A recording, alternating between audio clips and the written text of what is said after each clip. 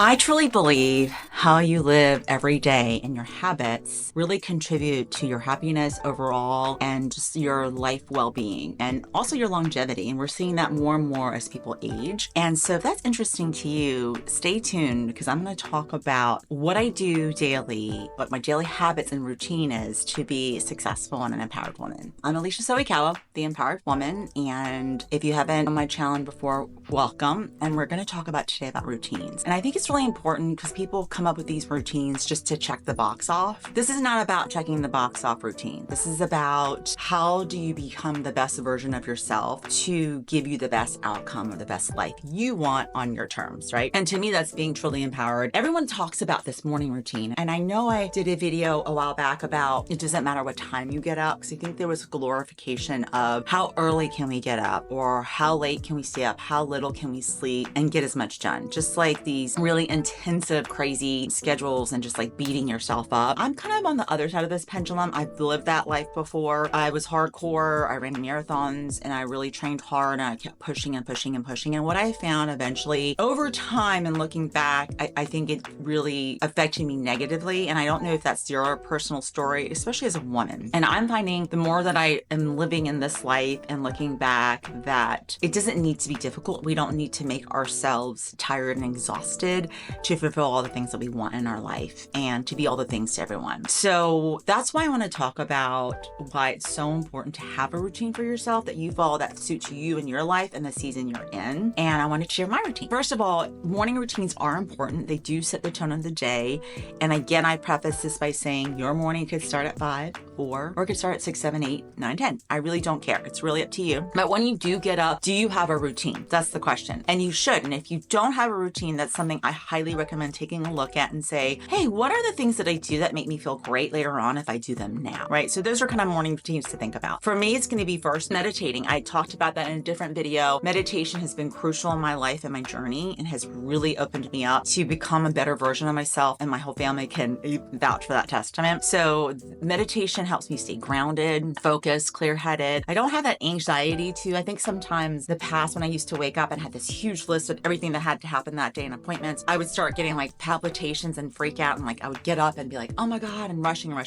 And instead it gives me that intentionality. I'm intentional, I'm focused, I'm clear, I'm calm, and I just make better decisions and have better conversations when I meditate versus a couple days if I'm running late or something, I don't. So I always meditate. It's a morning meditation by Joe Dispenza that I do, and it's 20 minutes, but I actually set my alarm clock earlier to do this meditation before my day starts. So I make room for that no matter what. Okay, that's my number one. I move my body. I do. Sometimes it doesn't happen until later in the day, but a lot of times I would try to do some type of movement in the morning, and that may be a morning walk for you. If that's you, walk your dogs, do some yoga, some stretches. It's really important. I take apple cider vinegar with water, a glass full of water, put a little stevia in it to clear me out to get that glass of water in.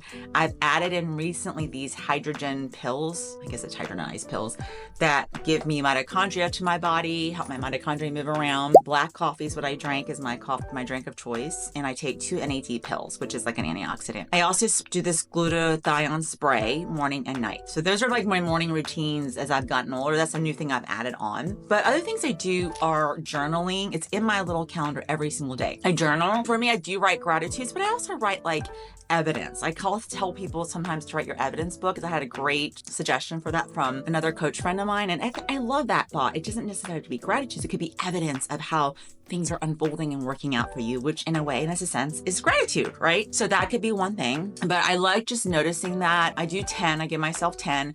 And I always end with my mission, which is I expand in abundance, love, and grace as I inspire others to do the same. And I love that. I write that up every single day.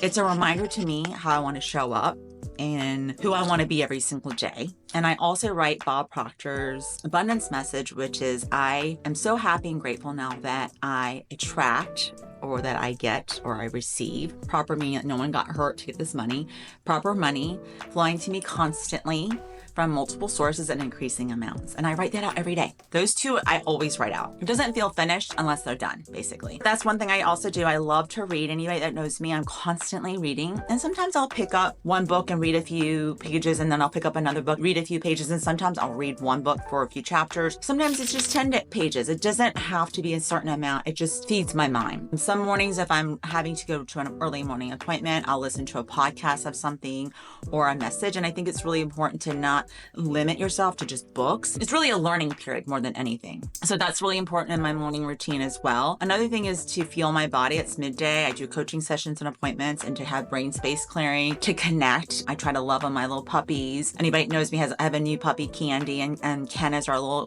King Charles. And so I try to have time there, get connected with my husband and just have a conversation with him. Try to eat something during the day, whether it's a smoothie, a little sandwich, a little bite, because I'm doing a lot of Zoom calls for coaching or I'm with clients. But I do make that time to feed my body and have more vitamins if I need it or anything like that. And lots of water is necessary, which is so important for you all.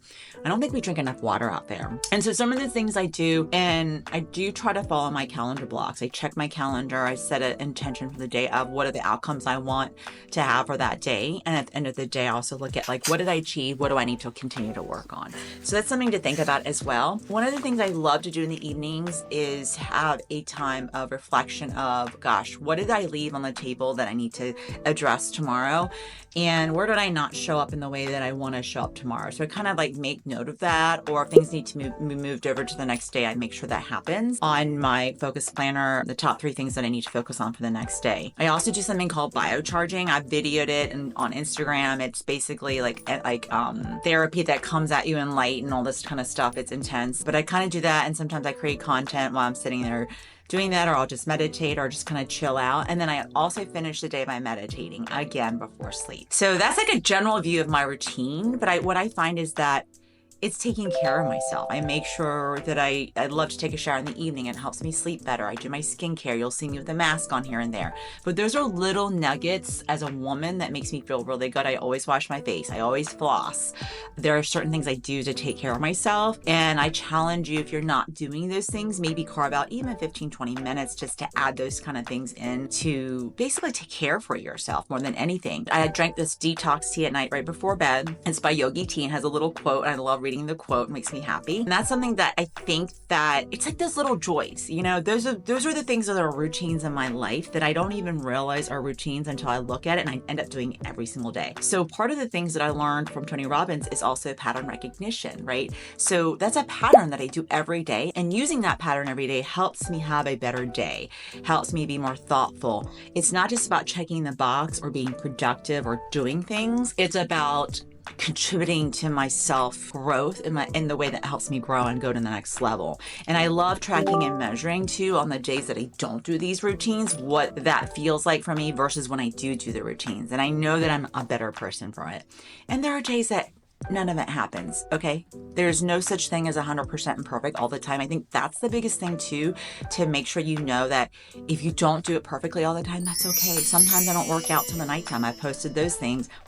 So be it. It's going to be that way sometimes, right? And it's okay to give yourself grace when the routines aren't working out for you. But if you have a framework for you on what works for you, again, that's something that you can be really helpful. And if you're 25, your version is going to be different than if you're 45 or if you're 65. So understand what season of life you're in and figure out the routine that benefits you. If you have children, it's going to be different than if you don't have children, et cetera, et cetera. So own that and be sure that it's the routine you want. Don't just adopt someone else's routine because you think that's what you're supposed to do. You need to do the routine that makes you successful for what you want in life and what your outcomes are. So that's kind of what I would really focus on. But I'm curious now, in the comments below, or share with me what your current routine is, or if you even have a routine, or if you're struggling with it. I would love to know. Part of that is the calendar blocking that we talked about way long ago in one of the first videos, of making sure that you understand the big things that are important, the big rocks for you, before you add on the little pebbles. And your routine and the things you need for your personal growth probably should be really priority for you. So I hope that helps. Until next time, I'll see you soon.